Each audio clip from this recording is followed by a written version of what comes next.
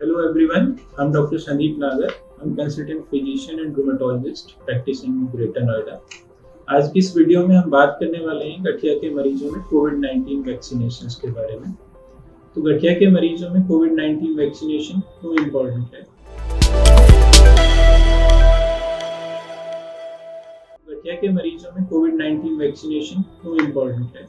इसका आंसर है कि गठिया के मरीजों में कोविड-19 की वजह से हॉस्पिटलाइज होने का रिस्क ज़्यादा होता है और एक बार कोविड-19 होने के बाद उसकी रिकवरी भी पुअर होती है। ऐसे पेशेंट्स को वैक्सीनेशन लगवाना एक प्रायोरिटी होती है।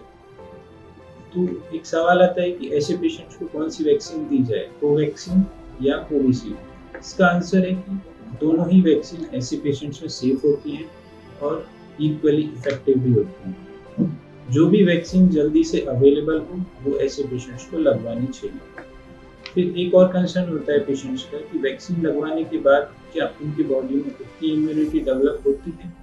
तो इसका आंसर है कि जनरल पब्लिक के मुकाबले ऐसे पेशेंट्स में इम्यूनिटी थोड़ा कम डेवलप होती है और उसको डेवलप होने में थोड़ा ज़्यादा समय भी लग सकता है। ऐसे पेशेंट्स को वैक्सीन लगवाने के बाद भी जनरल प्रिवेंटिव मेजर्स अपनाने पड़ते हैं।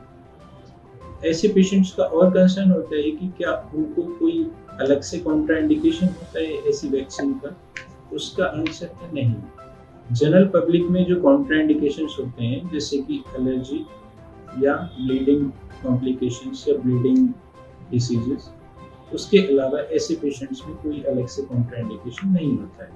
इसके बाद पेशेंट्स का एक और कंसर्न होता है कि वैक्सीन लगवाने के पहले या वैक्सीन लगवाने के बाद क्या उनको कोई टेस्ट कराना चाहिए?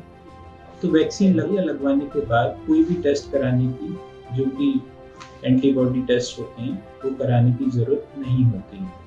इसको बिना किसी टेस्ट के भी लगवाया जा सकता है। इसके बाद में पेशेंट्स का कंसर्न होता है कि वो पहले से कुछ मेडिसिन ले रहे हैं, क्या उन मेडिसिन को रोक दिया जाए वैक्सीनेशन लगने के टाइम या लगने से पहले?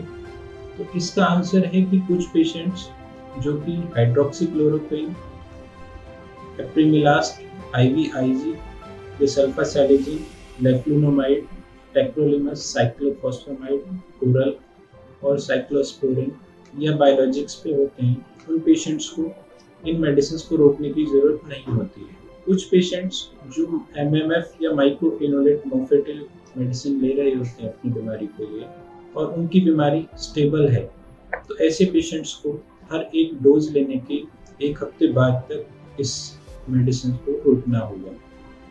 कुछ पेशेंट्स जो कि मिथोट्रेक्सेट ले रहे होते हैं, उनको भी हर एक डोज लगवाने के बाद एक हफ्ते तक इस मेडिसिन को रोकना होगा।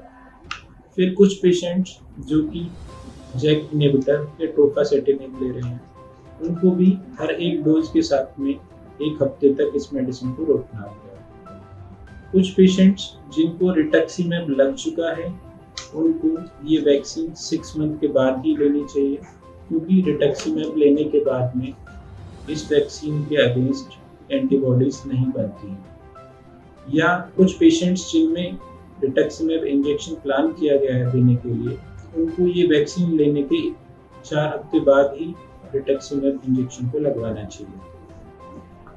एक और होता है कि किसी पेशेंट को साइक्लोफॉस्फेमाइड लग रहा है या ऑलरेडी चल रहा है, तो ऐसे पेशेंट्स को साइक्लोफॉस्फेमाइड लगने के 1 महीने बाद ही ये वैक्सीन लेनी चाहिए या वैक्सीन लगने के 1 हफ्ते बाद ये इंजेक्शन लगवाना चाहिए।